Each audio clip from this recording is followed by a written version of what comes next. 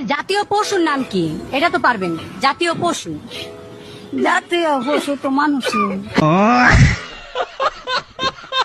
I love you. আমি যদি I love you two বলি তাহলে?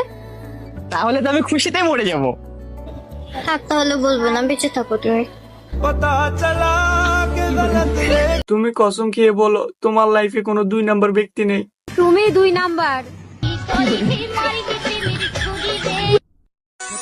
তোমারই পরশি, তোমারই পরশি, জীবন আমার হলো।